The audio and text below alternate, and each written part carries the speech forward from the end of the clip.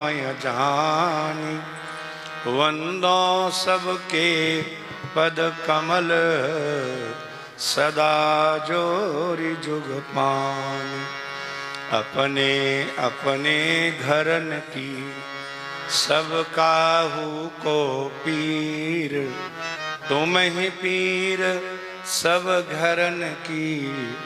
धन्य धन्य रघुबीर सियावर रामचंद्र जी की जय। पवन सुत हनुमान जी की जय। श्री उमापति महादेव जी की जय। श्री राधावर कृष्ण चंद्र जी की जय। बोलो भाई सब संतन की जय। महात्मा तुलसीदास जी की जय। बोलिए श्री व्यास भगवान की जय। श्री सुखदेव भगवान की जय। श्री वाल्मीकि भगवान की जय। गंगा माता की जय। श्री यमुना महारानी की जय। श्री नर्मदा अम्बा की जय। बोलिए श्री पवित्र मुक्ति धाम की जय। अपने अपने समस्त सद्गुरुदेव भगवान की जय। श्री वृंदावन बिहारी लाल की जय। अधरम मधुरम वदनम मधुरम नयनम मधुरम हसितम मधुरम हृदयम मधुरम गमनम मधुरम मधुराधिपतेरखिलम मधुरम मधुराधिपतेरखिलम मधुरम वचनम मधुरम चरितम मधुरम वचनम मधुरम वलितम मधुरम चरितम मधुरम भ्रमितम मधुरम मधुराधिपतेरखिलम मधुरम मधुराधिपतेरखिलम मधुरम।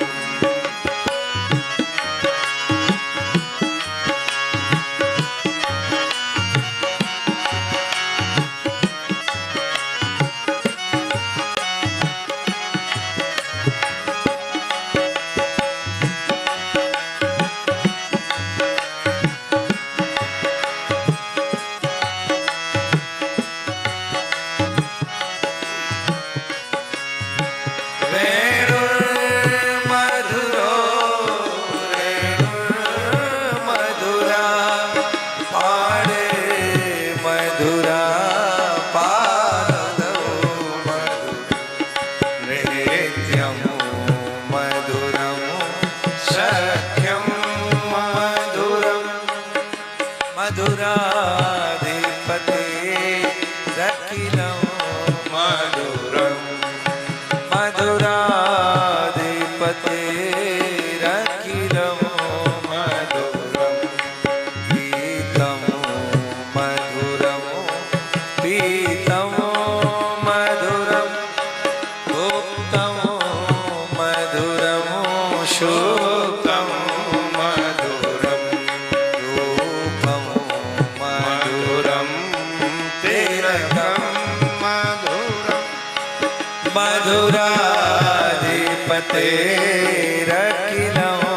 मधुरं मधुराधिपतेरखिलं मधुरं।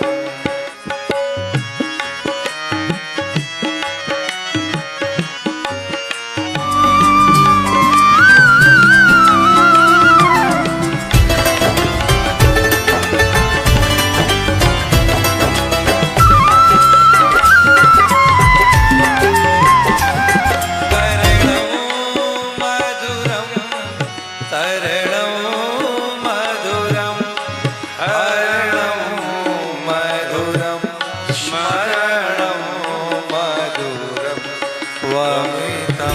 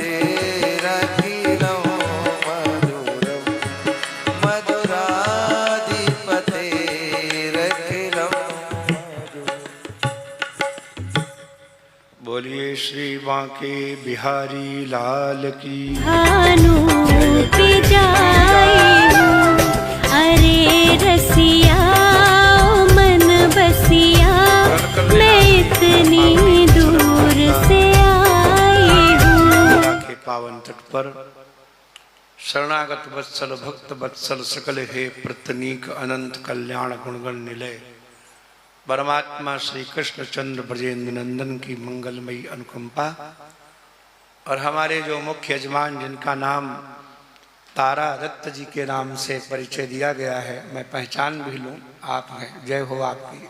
बड़े यशस्वी हैं, बड़े वो हैं। और हमारे परम प्रेमास्पद भैया हरिदास जी, न केवलम नामना अर्थतोपि हरिदास, केवल नाम से ही नहीं अर्थ से भी जो हरिदास ही हैं। और हमारी बिटिया जिन्होंने ये आयोजन किया, इनके पुरखों ने और परमात्मा ने बहुत मंगलमय आशीर्वाद दिया। जिसके घर में इस प्रकार का आयोजन होता है उनके पूर्व पुरुष घृत और मधु का पान करते हैं, ऐसा स्कंद पुराण में लिखा हुआ है। और एक वो भी गंगा जी के पावन तट पर यमल तरंगा भागीरथी जो गंगा है, इनकी उपमा भगवान कृष्ण के चरित्रों से ही दी गई है। यस्यामलम दिव्यसः प्रथितं रसायाम भूमौ सते भुवन मंगल दिग्वितानम भा मंदाकिनीति दिवि भोगवती चाधो गंगेति चेह चरणाम्बु पुनाति विश्वम। देवर्षि नारद भगवान श्री कृष्ण चंद्र ब्रजेंद्र नंदन की स्तुति करते हुए कहते हैं दसम स्कंद में कि जिन परमात्मा श्री कृष्ण का निर्मल यश दिव्य माने द्युलोक में, देवलोक में, और भूमौ माने पृथ्वी लोक में, और रसायाम माने पाताल लोक में फैला हुआ है। और वो यश फैल करके कैसा हो गया है? बोले मंदाकिनी दिवी, स्वर्गलोक में वही यश मंदाकिनी के नाम से बह चला। और भोगवती चाधो, और वही पाताल में भोगवती बन के बहा। और गंगे तिचेह, और पृथ्वी में वही गंगा बन करके बहा। चरणाम्बु पुनाति विश्वम, उनके चरणों से निकला हुआ जो जल है वो सारे विश्व को पवित्र कर रहा है। जैसे भगवान की कथा तत्पाद सलिलम यथा वासुदेव कथा प्रश्न, भगवान की कथा का मंगलमय आयोजन करने का जब संकल्प उठता है तो पुरुषां स्त्रीन पुनाति ही, तो संकल्प लेते ही 3 पुरुष पवित्र हो जाते हैं। कौन कौन? वक्तारम पृच्छकम श्रोत्रीन तत्पाद सलिलम यथा। फिर वही उपमा दे दी, जैसे श्रोता, वक्ता और आयोजक तीनों को भगवत कथा पवित्र करती है, ऐसे तत्पाद सलिलम, भगवान के चरणों से बहा हुआ जो जल, 2 तरह की नदी है। राधे राधे। एक नदी है चरण गंगा, चरण से निकलती है, और दूसरी नदी है आचरण गंगा, जो भगवान के आचरणों से निकलती है। आचरण माने लीलाओं से। और दोनों नदियों में स्नान महापुरुष करते हैं। गंगा स्नान तो शरीर से किया जाता है, और आनुश्रवम, और जो आचरण की नदी है उसका स्नान श्रुति भी कानों से किया जाता है। आनुश्रवम श्रुति भी रंगिज मंग संगई तीर्थद्वयम शुचि सदस्त उपस्पृशंति। ये शुचि सदा संति, शुचि सदा माने पवित्र स्थानों में रहने वाले हंसों की तरह जो संत हैं, आप लोग उसी में आते हैं। आप सब लोग शुचिसद हैं। थोड़ा कम कर लीजिए। जब शुचि सदा माने पवित्र स्थाने सुनिवसंत, पवित्र स्थान में निवास करने वाले जो सत्पुरुष हैं वो दोनों तीर्थों का स्पर्श करते हैं। मंदाकिनी स्वर्ग में है, गंगा पृथ्वी पर है, और भोगवती रसातल में है। और भगवान के जो आचरणों से कीर्ति रूपी गंगा बहती है उसको कानों से स्नान करना चाहिए, और जो चरणों से प्रकट हुई गंगा है उसको शरीर से स्नान करना चाहिए। आनुश्रवम श्रुति भी, और अंघ्रिजम अंग संगई। अंघ्रि माने चरण होता है, और अंघ्रिज माने चरण से जायते, तो चरण से उत्पन्न हो। तो चरणों से उत्पन्न हुआ तीर्थ है गंगा, और आचरणों से उत्पन्न हुआ तीर्थ है भगवत कथा। इन दोनों में स्नान करना चाहिए। बिभ्यस्तवा मृत कथोदबहास्त्रिलोक्या पादावनेज सरित समलानि हंतुम। देवता लोग भगवान से आकर के स्तुति करते हैं और कहते हैं प्रभु आपकी 2 जो नदियां हैं तब अमृत कथोद बहा, तुम्हारे अमृत रूपी कथाओं के जल को बहन करने वाली लीला कथाएं, और जो पादा वनेज और पैरों को धोने से जो प्रकट हुई सरिता नदियां हैं, समझे, वो दोनों की दोनों संसार के सारे तापों को नष्ट कर देती हैं। इसलिए इन नदियों को श्रवण करने का, स्नान करने का जिन्होंने संकल्प लिया वो सत्पुरुष हैं।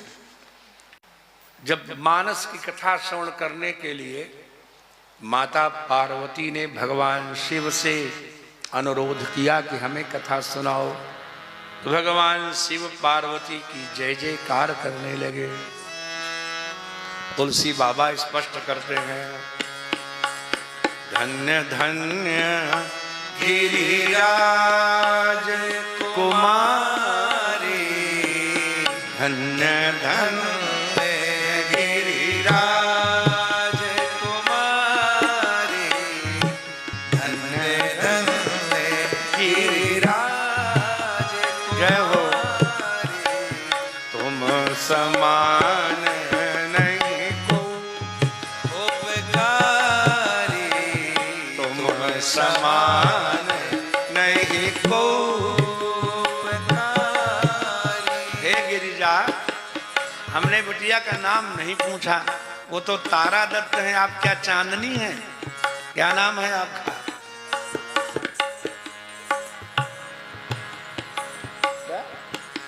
देवी, देविका।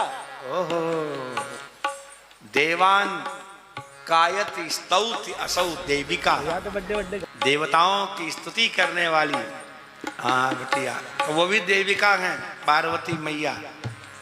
अब पार्वती माता से शिव कहते हैं, धन्य धन्य गिरिराज, जय हो तुम्हारी देविका। धन्य गिरिराज कुमारी, तुम समान नहीं को हितकारी, तुम समान नहीं को हितकारी, तुम जैसा हितैषी हमारा कोई नहीं। भगवान शिव कहते हैं, क्यों क्या हित किया? ले पूछे हो रघुपति कथा प्रसंग, जय हो। पूछे हो रघुपति कथा प्रसंग,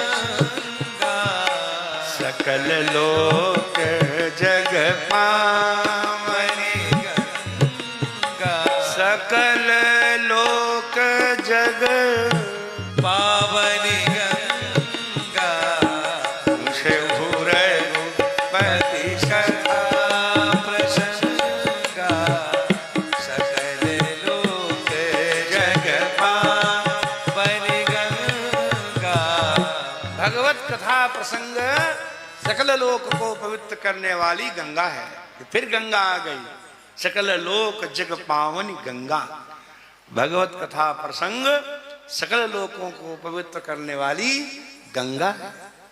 और वो गंगा, गंगा के किनारे जब बहने लगी, राधे राधे देवका बिटिया, परीक्षित राजा ने सुखदेव भगवान से कथा गंगा के किनारे सुनी। कहां पे सुनी थी? नहीं मालूम। आजकल लोग जो कहते हैं सुकृताल, वस्तुतः वो ठीक नहीं है। क्या हस्तिनापुर से निकले वहीं बैठ गए? नहीं, राजा परीक्षित हस्तिनापुर से निकल करके देवभूमि में आए और ऋषिकेश में जहां लक्ष्मण झूला है, कभी जाइए, अब की बार ध्यान देना, लक्ष्मण झूले से आगे 200 मीटर और लक्ष्मण झूले से पीछे 200 मीटर गंगा जी एकदम शांत है, आज भी शांत है। पीछे भी हर हर की आवाज आती है और आगे भी बड़ी जोर की हर हर की आवाज आती है। जब परमहंस शिरोमणि भगवान सुखदेव वहां कथा सुनाने बैठे और गंगा जी बहुत ध्वनि कर रही थी, तो भगवान सुखदेव ने कहा, चलो पर्वत की कहीं गुफा में शांति में बैठ के गंगा सुनेंगे, कथा सुनावेंगे। तो भगवती गंगा प्रकट हो गई और कहा, नहीं नहीं महाराज, यहाँ तो सब संसार की ही चर्चा करने आते हैं, पैर अपने मल धोने आते हैं, भगवत कथा तो आप ही सुनाने आए हो, आप यही सुनाओ। भगवान ने कहा कि हम सुनाते तो यही माता, लेकिन तुम हर हर की ध्वनि करती हो, विघ्न होता है। तो गंगा माता बोली, लो हम मौन हो जाती है, एक शब्द नहीं करेंगे, लेकिन यही सुनाओ। और गंगा माता ने जो मौन धारण किया, 5000 वर्ष से ज्यादा हो गए, आज भी एक शब्द नहीं बोल रही है। लक्ष्मण झूले पर वहीं पर भगवान सुखदेव कथा सुनाने परीक्षित हुआ है। और इतनी बढ़िया वो कथा कि महाराज देवताओं का मन हुआ हम भी सुने। और जब कोई कथा आदि श्रवण करने जाता है तो जो उसकी श्रद्धा होती पत्रम पुष्पम फूल माला फल भगवान के चरणों में अर्पित करता है। तो देवताओं के पास तो अमृत था, तो अमृत कलश ही लेके आ गए। लेकिन उन्होंने मन में विचार किया कि मनुष्य मरण धर्मा है, इनके साथ बैठकर हम कथा कैसे सुने। तो उन्होंने सुखदेव भगवान से एक प्रस्ताव किया कि ऐसा करिए महाराज, हम कथा सुनना चाहे। कलश हाथ में लिए भी धरा नहीं। कथा सुधाम प्रयच्छस्व गृहीत्वैव सुधामिमां, हमारी ये सुधा आप ले लो और आप हमें कथा सुधा पिला दो। सुधा माने अमृत, कथा का अमृत हमें दे दो और ये दिव्य अमृत जो है वो तुम ले लो। और यदि ये लेन देन हमारा आपका सही हो जाए, कमिटमेंट पक्का हो, तो एवं विनिमय जाते सुधा राज्ञा प्रपीयताम, यदि हमारा आपका विनिमय लेन देन सही बैठ जाए तो अमृत पी ले राजा परीक्षित, तो इनको सर्प के डसने का भय चला जाएगा, ये जाके अपना राज्य करें और हम लोग कथा सुनेंगे। जब इस प्रकार से देवताओं ने कहा तो सुखदेव भगवान बड़ी जोर हंसे। तदा देवान जहासह, अट्टहास किया सुखदेव भगवान। उन्होंने कहा तुम भक्त नहीं लगते हो, तुम तो लेन देन करने आए हो। पंक्ति है अभक्तांस्तांस तो विज्ञाय न ददौ स कथामृतम, ये भक्त नहीं है इसलिए कथामृत नहीं दिया। क्योंकि जो भक्त होगा वो संतों में रुचि रखेगा, और जो भगवत कथा श्रवण करता है, जिसके मुख से भगवान नाम निकलता है बिना प्रयास के, वो संत होता है। आधी रात को जब विभीषण लंका में जगे, वो हनुमान जी उनके घर के सामने से निकल रहे थे। कथा सुनी है ना? तो उसी समय ते ही समय विभीषण जागा, विभीषण जी जग गए। और राम राम ते ही सुमिरन कीन्हा, जैसे जगे हे राम उनके मुख से निकला। हनुमान जी जान गए ये तो कोई सज्जन मालूम पड़ता है। हृदय हरस कपि सज्जन चीन्हा, हृदय हर्ष कपि सज्जन चीन्हा, पहचान गए। और हनुमान जी कहते यही सनहठी करिहो पहचानी, यही सनहठी करिहो पहचानी, साधु ते होई न कारज हानि, साधु ते होई न कारज हानि। सीताराम बोलो राधे श्याम बोलो, सीताराम बोलो राधे श्याम बोलो, साधु ते होई न कारज हानि, साधु ते होई न कारज हानि। यही हटि करियो पहचानी, हम साधु हो।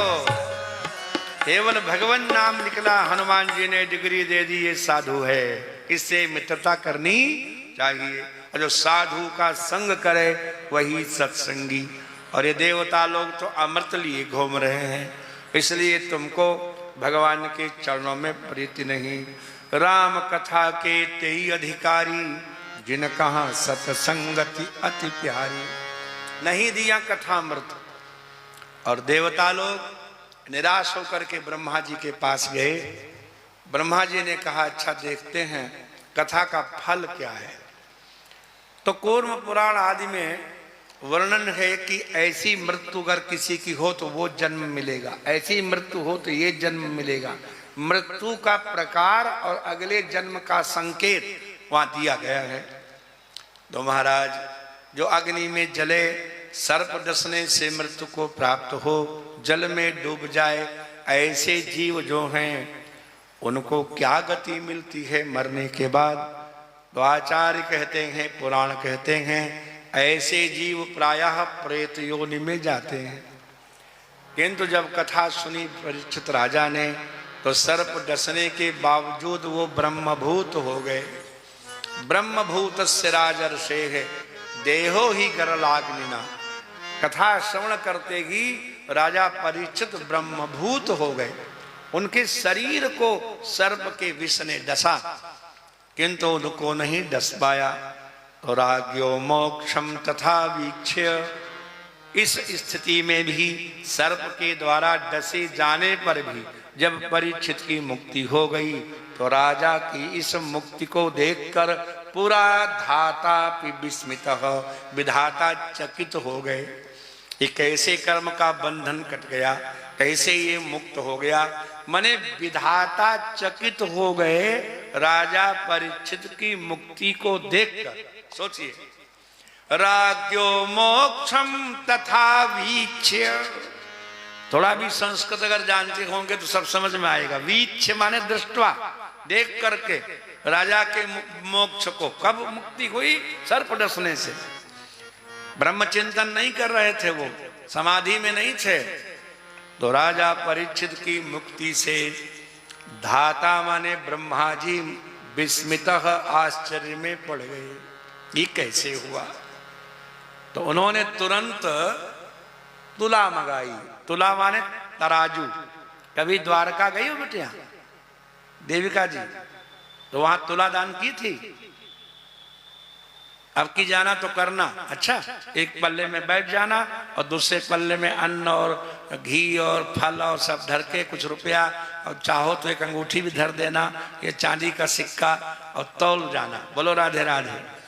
अभी हम द्वारका गए थे, तुम्हारे परम प्रेमास्पद हृदय द्वितीय क्या कहें श्री प्रदीप जी वहां थे अहमदाबाद के। उन्होंने कहा गुरुजी को तुलादान होना चाहिए आपका। तो मैंने तो संकोच किया, तो उन्होंने एक ऐसा शब्द कह दिया। उन्होंने कहा गुरुजी पुत्र ही तो पिता का तुलादान कराते हैं और हम आपको पितृवत मानते हैं, इसलिए मना मत कीजिए।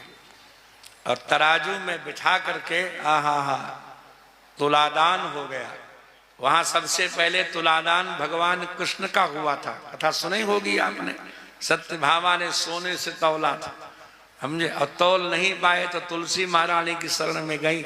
इसलिए आज भी जब तुलादान होता है तो जो भी तुला में बैठता है तुलसी अवश्य रखता है दूसरे पल्ले में, नहीं तो तुला पूर्ण नहीं होती।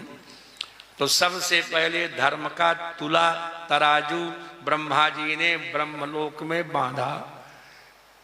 सत्यलोके तुलाम बद्ध्वा, और तराजू जो है बांध करके एक पल्ले में मुक्ति रखी और दूसरे पल्ले में साधन रखे। और जब साधन रखने लगे तो लघुनि अन्यानि जातानि, सारे साधन हल्के हो गए।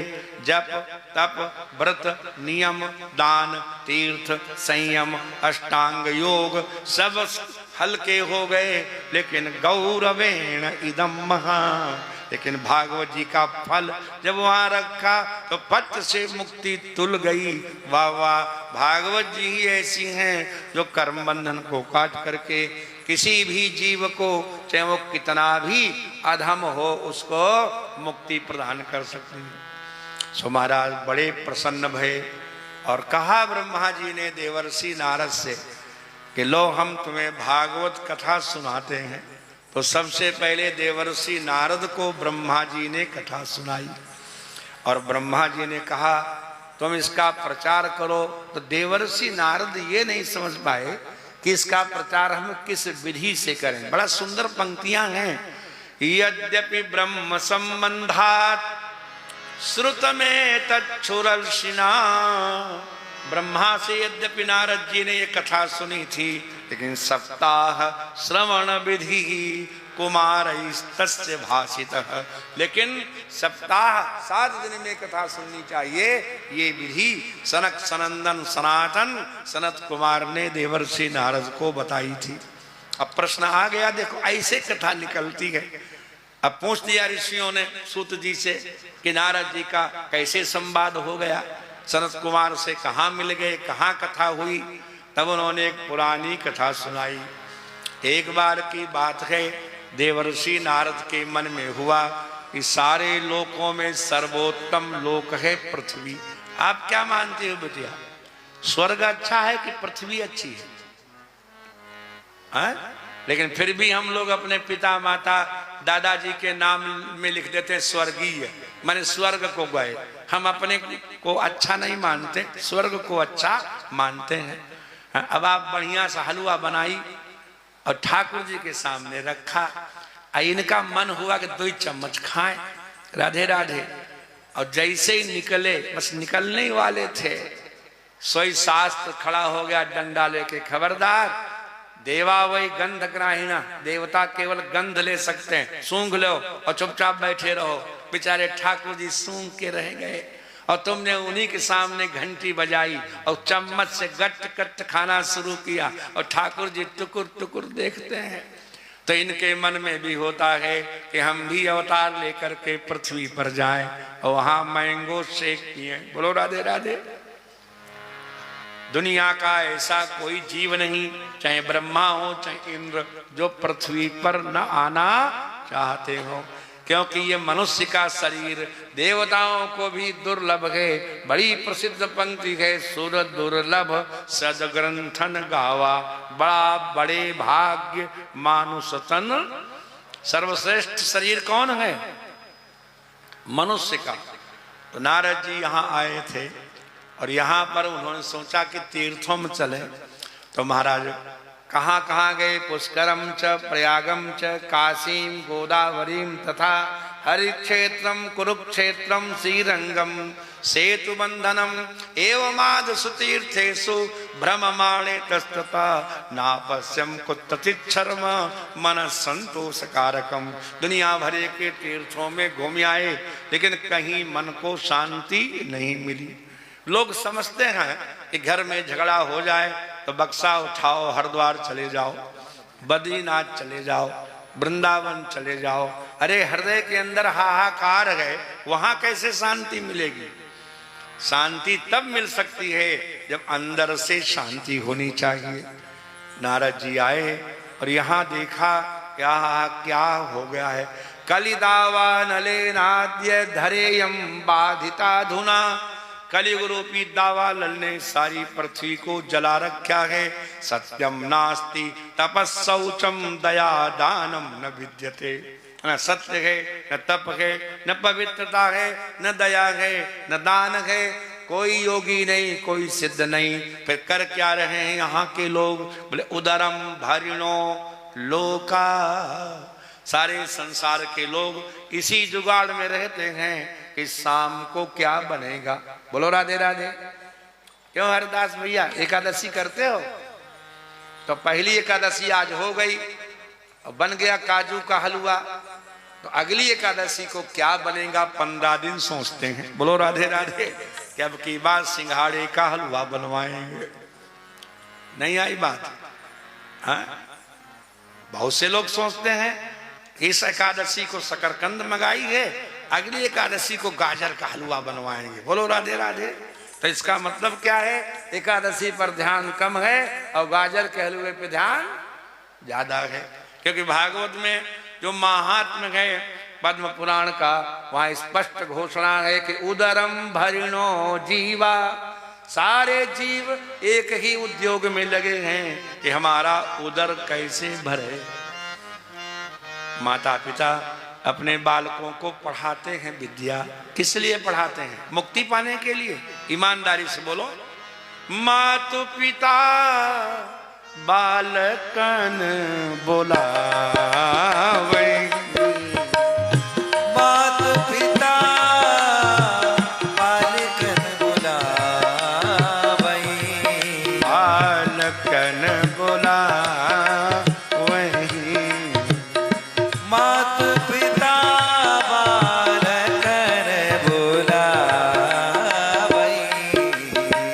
पिता बालकों को बुलाते हैं और उदर भरे सोई धर्म सिखावई, उदर भरे सोई धर्म सिखावई। जिससे पेट भरे वही धर्म माता पिता अपने पुत्रों को सिखा रहे हैं। कलयुग में यही हो रहा कि नहीं हो रहा है? इसे देवर्षि नारद को बड़ा व्याकुलता हुई। मैं तो समझता था कि पृथ्वी से श्रेष्ठ कोई है ही नहीं, यहाँ तो महाराज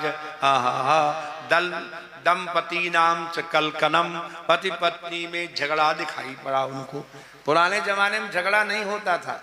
आपने कहीं सुना हो जानकी माता का और राम जी से कभी झगड़ा हुआ हो 14 वर्ष? बोलो राधे राधे। कहीं नहीं आता। पुराने जमाने में पति पत्नी में झगड़ा नहीं होता था, ये कलयुग में होता है। और जब झगड़ा बहुत बढ़ जाता है तो पत्नी कहती है मैं मैके चली जाऊंगी, तुम देखते रही हो। बोलो राधे राधे। यही झगड़ा है। दंपति नाम, दंपति माने पति पत्नी, उनमें कलकनम माने कलह दिखाई पड़ा। नारद जी बोले चलो नहीं रहेंगे पृथ्वी में, घूम चल। और जब चलने लगे तो मन में आया कि जब चल ही रहे हो, पृथ्वी पर आ ही गए, तो कम से कम वृंदावन तो हो लो। राधे राधे। कहाँ हो ले? हाँ, वृंदावन नहीं गए थे, हरिक्षेत्र गए थे, कुरुक्षेत्र गए थे। हरिक्षेत्र माने जहाँ आप बैठे हैं, कुरुक्षेत्र पास में ही है, समझे। श्रीरंगम में गए थे, सेतु बंधन में गए थे, पुष्कर गए थे, प्रयाग गए थे, काशी गए थे, गोदावरी गए थे, लेकिन वृंदावन नहीं गए। चलो वृंदावन हो लें, फिर लौट चलें। और जब वृंदावन में गए तो वहाँ उनको भगवत कृपा से भक्ति महारानी का दर्शन हुआ। बोलिए भक्ति महारानी की जय। और भक्ति जब अंतःकरण में आ जाती है तो संसार के प्रति वैराग्य अपने आप हो जाता है। बड़ा सुंदर पंक्ति है विनय पत्रिका की, जो मोहि राम लागते मीठे।